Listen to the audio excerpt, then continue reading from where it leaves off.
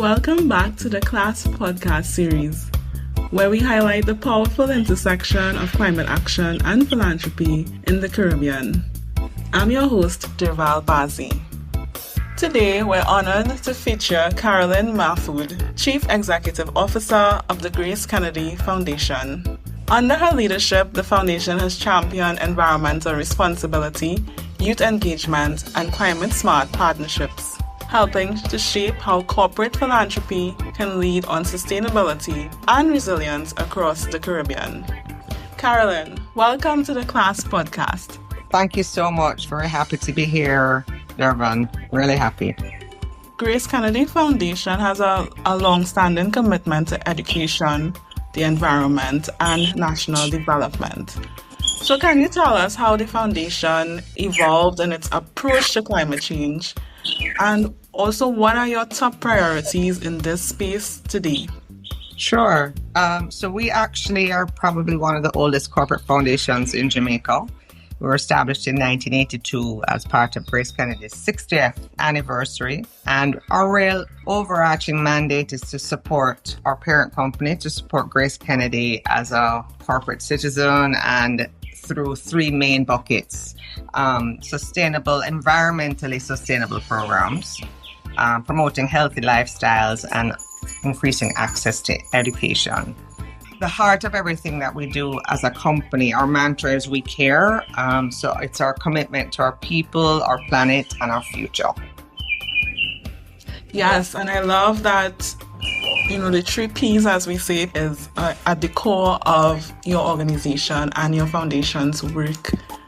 And We definitely need more entities, more organizations to truly embrace that approach, recognizing that sustainability really is a win-win for everyone. Absolutely. And I think that's why, as a company, we've even embarked on this ESG focus.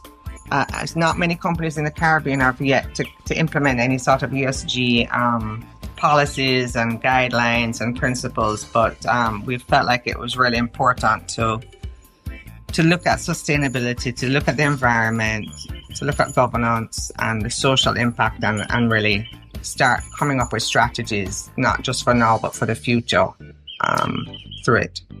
Yes, and I'm glad you mentioned ESG. Currently in our region, it's not mandatory. Mm-hmm. Yes, I think it's funny, and I think it would apply to a lot of companies in many ways. There are a lot of things that we have always been doing in that area, but we weren't recording it, we weren't documenting it, we weren't reporting on it, and ESG really helps you to pull that information together and then be able to report it internationally. So, it's about having a high ethical standards, good governance, providing, a safe, inclusive workspace. We're really committed to that. Looking at our products that we produce, how to make them more environmentally friendly and responsible. Big part through the foundation is how we can be great stewards of the environment, and also just our commitment to communities, the communities that surround our companies and communities in general. So for us, it's not just like a project. It is a principle and an involvement of our whole CSR kind of mandate that we had. We've evolved into ESG. Because it benefits not just the company, it's benefiting the communities, it does benefit the company in the process. So it's a win-win. It creates value all around. And I think ESG is an excellent tool to implement and to execute your commitments, because it's one thing to state a commitment to people, planet, and prosperity, but you have to get down to tangible actions, outputs, and outcomes. And I think ESG provides that framework to allow organizations to implement and execute and demonstrate their commitment. Absolutely. I agree with you. So as we're talking about ESG, environmental, social, and governance, how are you using philanthropy to influence corporate climate responsibility? That's a great question. Just to give you a little background, the GraceKennedy Foundation, I'm so impressed by separate from being a part of it, because actually 33 years ago, they established a chair in environmental management, long before climate was sexy. So it definitely, our founders and, former leaders really saw the importance of looking at that through the foundation. And that chair actually is now held by Professor Mona Weber, who is really a leading marine biologist for the region and renowned around the world. The other thing that we have done is we have a lecture series which looks at a wide array of topics. But throughout that series, we've done really 3 very critical lectures, and we published the lecture book. So we have a resource that can be shared to schools and to people, not just in Jamaica, but across the world, because they're all online. And we did a lecture in as far back as 1996, which looked at the environmental dilemma in the Caribbean. Then in 2015, we had Professor Michael Taylor look at the topic, why climate demands change. And again, from a Caribbean perspective, fascinating, incredibly good lecture. That's a great resource for people to look at. And then in 2019, we did a lecture that looked at the Kingston Harbour specifically. And the reason I'm mentioning this is because we're doing a lot of work in the Kingston Harbour now, and whether it was a pot of gold or a pipe dream. And it really looked at how critical our mangroves are, and what a resource they are, and what the harbour also can bring from recreation and fishery, and the benefits of the harbour, shipping. And then in 2020, we actually had Margaret Jones-Williams, who is the head of UNDP in Suriname, she's Jamaican, look at a lecture specifically about the SDGs. The Decade of Action Begins, Leave No One Behind. And again, tying back the importance as a corporate entity to also measuring what we do with the SDGs. So we don't just have ESG measurements, we actually do have SDG measurements as well across the entire group. So we've been providing a voice and resources for the Caribbean through a Caribbean lens. I think that's really important. And then specifically at the foundation, we're doing a couple of things. First of all, the foundation is actively involved in the ESG work of GraceKennedy. We're on the work streams. I sit on the actual ESG committee. So they recognize the value of tying the philanthropic arm of the company along with what they're doing from a business perspective. From 2014, we started a recycling program within the group. So we have recycling receptacles across a lot of our SBUs. GraceKennedy is a conglomerate. So we have multiple companies. And 14 of those subsidiaries participate, and we've collected over 100,000 pounds of plastic to date. Again, and then we every year we're doing education. And why, just for Earth Week, because it was looking at renewable energy. We did a whole session. We got somebody from UE to speak to the staff about renewable energy and the benefits and, what GraceKennedy is doing there. So that's really important. And then the other thing we did as a foundation is we said we need a symbol. We need something that communicates what our environmental focus is as a group. And we came up with a logo called Earth 365 because, again, it symbolizes that sustainability, commitment to the environment is not just a one-off type activity. It should be 365 days a year. And, we're just really pushing that. So that's really critical to us. The other thing that we have focused on is Grace Foods is part of a group of funders for Recycling Partners of Jamaica. I don't know if you know about that entity, but it's really where it's a deposit scheme for plastics for the country. So Recycling Partners of Jamaica is funded by the main plastic bottle producers. And we track what we produce and what we collect. And I'm a member of that board and actively involved in us coming up with solutions to be able to get the plastics out of the waste stream and not going into the harbour and not going into our seas. So that's also something that we're really focused on as well. And I guess the other area, something that we're passionate about, is the International Coastal Cleanup Day. GraceKennedy has been one of the largest corporate collectors repeatedly over that period of time. We have cleaned up about 60,000 pounds of waste and had rallied about 1,400 volunteers to help with International Coastal Cleanup Day since 2016. So it's we're very, very committed to the work. And then I'll stop talking because I do want to tell you about the Kingston Harbour Project, but I think you should speak. Yes, well, I was just about to get into that, but at the time of this recording, we just celebrated Earth Day, and the theme was Our Power, Our Planet. And we know power, it speaks to renewable energy, but power also speaks to our responsibility, both individually and collectively, and definitely as organizations, to truly embrace the commitment to becoming responsible, sustainable, resilient, and efficient in how we use resources, how we interact with our communities, our stakeholders, and also ensuring good governance and transparency and accountability. So I'm really happy to hear of the great work, the initiatives that GraceKennedy has been implementing, and I can tell that it's not just a one-off thing, but it's a long-term commitment to creating value sustainably. Absolutely. And I think so on a large scale, a lot of our factories are now investing in solar energy. Our distribution center has solar energy. Our head office building, 30% of the energy comes from solar panels. Our business in the UK is actually tracking their greenhouse emissions, and that's something we want to pilot here in Jamaica as well, to see how we can roll that out. So yeah, we take it very, very seriously. And then on a small scale, through the foundation, several environmental grassroots entities will come to us for funding for projects that they want to roll out in their communities. So that's really also, we're doing it not just at the macro, but we're also really working on the ground as well to try and just get the word out and the importance of sustainability, the importance of protecting our environment. It's really important to us. Definitely.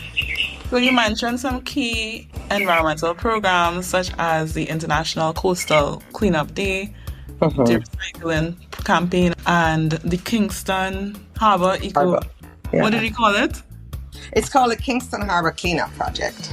Okay, Kingston Harbour Cleanup Project. So how do these initiatives reflect your, the strategic approach that you take to climate action and community engagement?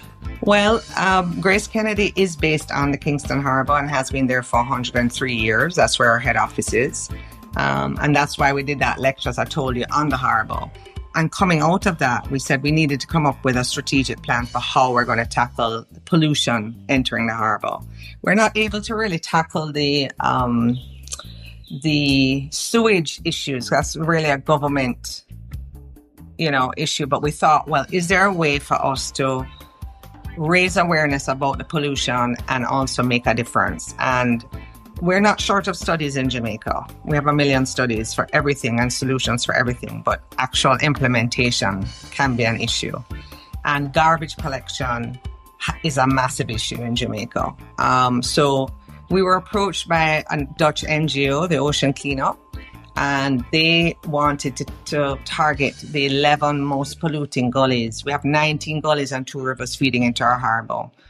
And they wanted to tackle that and came to us as facilitators for this program. So we facilitate all of the partnerships with government agencies. So prior to them coming, we had met with all the government agencies to say, we've got to tackle this problem. So when they approached us, we already had those relationships. And again, that's the power of using a corporate foundation, and because we have those connections naturally. And that project started in April 2022, and to date we've stopped over 3 million kgs of waste going into the harbour. And we haven't, we just put up the barrier at Sandy Gully, which is our largest polluter. We think about 60% of the pollution comes through that gully. That barrier went up late last year, so We're expecting to even see those numbers grow significantly. I mean, it's sad because we wish we had less to collect, but the reality is we still have a lot. The other thing we did as a foundation, we are responsible for outreach. So far we've rallied over 3,800 volunteers across 24 cleanups. And then we launched last year for Earth Week, we launched our Great Mangrove Cleanup, and that's where we mobilized a lot of people to really focus on cleaning up the mangrove areas. We've had over 600 students do tours of the project, and another over 2,000 students that we've gone to and spoken to and had presentations at their schools. And then what is cool coming out of the project is that we started an environmental warden program. So we've actually trained wardens located near the gullies where we have the barriers that we've put up to prevent waste going into the water. And they are trained not to just present at schools. They're trained to kind of bring awareness in their communities, do spot talks. So it's not just our little team trying to get the word out, but we're trying to expand the reach that we have. It's just been fantastic. And I think I call our beach cleanups the never-ending cleanups, but the barriers are making a difference. But what happens when somebody comes to a beach cleanup is they see how disgusting things are, and that we as a people need to do better. We as a people need to make a difference. You can't leave it to the government. You can't leave it to just one entity. We all have to play our part. And I think that's the power of the project so far. You know, that is some amazing work. I think that is a great model that should be exported throughout the region in terms of corporate entities leveraging their power to solve both social and environmental issues. Yeah, I fully agree. I think it's been a fantastic learning experience for us, but it really does solidify in my mind how to get partnerships at work. And I think that you need philanthropy, for sure, but having that corporate arm kind of with the connections, it makes such a difference. I mean, we have moved at the speed of lightning with getting things processed and getting buy-in from the government and everything that I think the ocean cleanup would have struggled with if we didn't have play that role, the role of philanthropy and the role of a corporate foundation supporting the work. And then, of course, the fund is comfortable with our management of their funds. You know what I mean? Because we manage all of the funding for them. And that's critical as well, just having that trusted partner through philanthropy to work with them on the project. So yeah, I fully agree with you. And then other thing I agree with you on is the fact that it's a model. Like in my mind, my vision has always been what we're learning here in Jamaica can be done in Trinidad, can be done in St. Lucia, can be done in Cuba. You know, it can be done all over the Caribbean for us, because if we have a model that works, then it can be duplicated. And I know right now they're going into Panama, the ocean cleanup, and looking at the rivers, and they're taking the learnings from Jamaica to help to speed up the impact they're going to have there as well. Yes. So Carolyn, as a founding member of the Caribbean Philanthropic Alliance and also a leading voice in Jamaican philanthropy, what lessons have you learned about aligning climate goals with community needs? That's a great question, and I want to congratulate the CariPhil Alliance on this podcast, because I think this is actually a great way to have wide reach. And I mean, that's why we did the lecture series that we did, because we're a small foundation, but that allows reach when you're using communication tools. So congrats to you and Wings on this initiative. I think it's important for organizations to know that climate is more than just what we are doing. There's issues facing communities, and you know that you can address through your own mandate. It's not that everybody needs to change their mandate and only focus on environment or whatever, but we do need to integrate it in what we're doing. And I think whether small or big, or, you know, NGOs, philanthropy you need to start small, start strong. You know, like CariPhil has had that tree planting initiative. that again is just a great way, one, to educate, two, to make a difference with the environment. So I think that organizations need to focus where they can create immediate impact and not be afraid of partnerships. Really leverage those partnerships as much as possible. I think that is the key to really making a difference, and not be afraid of even a partnership with the government, whether it is just for them to support, even if you can't get the funding, but even to just support the initiative, that's important. And, sometimes there's a young lady that we support every year. She does her outreach program in her community about education and environmental awareness. And she's small, but she's making an impact. She's making a difference. So whether it's small or big, we need to really focus on making that difference. And that grows momentum over time. Yes. So in the last episode with Professor Rosalia Hamilton, she mentioned this iconic Jamaican statement that we little but we tallow. And I think what you just said really embodies that in terms of not overlooking, size, and sometimes it's not quantity but the quality of the work that you're doing. The impact extends beyond what you might think. Yes. I fully agree with you on that. My secret feeling on the matter with the Caribbean is because we are small islands, we face a challenge because it's hard to get funding when we're spread out the way we are, which is why I think CariPhil coming together is really a great strategy, because then maybe a funder can provide funding to CariPhil and then they can divide out to the various countries.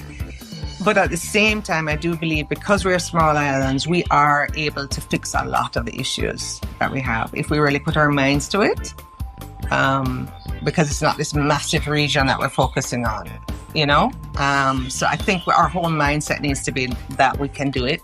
We can focus. We don't have control over hurricanes, but we need to be as resilient as possible. We have control over keeping our mangroves clean so that they can flourish, so that they can protect us from hurricanes. You know what I mean? So let's focus on the things that can really make a difference. I completely agree. So for funders, philanthropists, and change makers that are listening, Carolyn, what's your message about the role of climate philanthropy in shaping a more resilient Caribbean future? I think we need to, especially with the way the funding, there are issues now with access to funding, things are drying up, things are changing politically. It's a very challenging period. And I think philanthropy has to kind of try and fill that gap and see how they can provide support for the smaller entities that are still trying to do really important work. So I think, one of the gaps we have as a region is we don't have a lot of formal philanthropy either.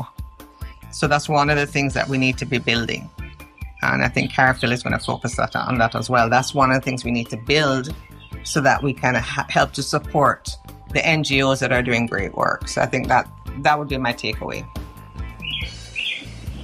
Yes, and we look forward to your continued support for CariPhil in mobilizing funders to sign the international commitment to the Philanthropy for Climate movement. Absolutely. Yes, so Carolyn, thank you for your thought leadership, commitment, and bold action in sustainable development. Your work at the GraceKennedy Foundation is a truly inspiring model of how philanthropy can both respond to and lead in developing resilience in our region. Thank you so much, Derval, for having me, and congrats again on this podcast. I'm very excited about it and the impact it's going to have. Thank you. And we're also very excited for the upcoming and the highly anticipated CLASP technical workshop on May 22nd at 10 a.m. EST. To our listeners, please visit gkfoundation.org to learn more about the work of the GraceKennedy Foundation. And also don't forget to explore the CLASP initiative at cariphilalliance.org/CLASP. Stay tuned to the Climate Conscious podcast and partner with us as we elevate Caribbean voices in reshaping climate action through philanthropy. Until next time, take care.